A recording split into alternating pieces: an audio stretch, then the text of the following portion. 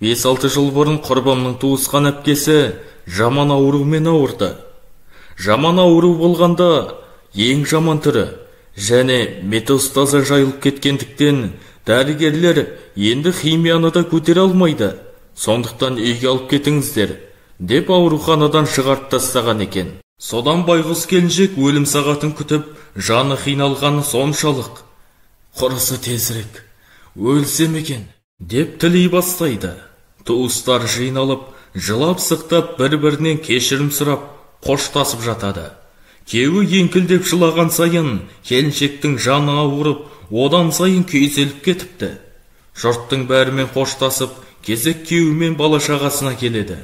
Балаларының маңдайынан сүйіп, бөлмеден шығарып жіберіп, күйеуіне соңғы сөзін айтып, мен өлді екен деп, жүнжіп кетпе, мұна 3 балаға ие бол.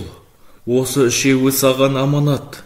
Мұна балалар аш-жалаңаш қалмасын десең, тезірек үйлен. Ана күйеуі былтыр қайтыс болған, Айжанды бәрі мақтайды. Өзі де сондай мейірімді.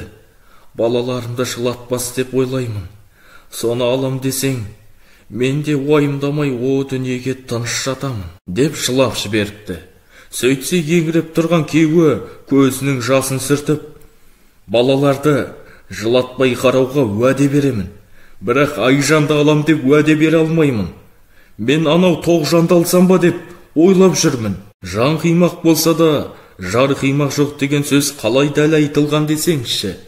О дүниеге кетуге асығып әрең жатқан келіншек дәл осы сөзді естігенде көзі алайып кеткен ғой. Мен сені аяп, өлсем қиналатын болдау деп жүрегім езіліп жатсам, сен оңбаған, қатын қарап жүр екенсің ғой. Саған ерегескенде өлмеймін деп ренжіп қалыпты. Алланың құдіретінде шек бар ма?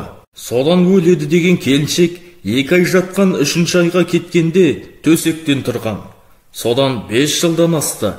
Дәрігерлер онкологияның түбімен жоқ болып кеткеніне әлі сене алмай жүр екен.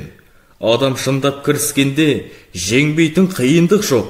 Бойыңызда жаныңыз бар кезде, жүрегіңіз соғып тұрғанда, ешқашан ештеңе кеш емес, тек қана алға.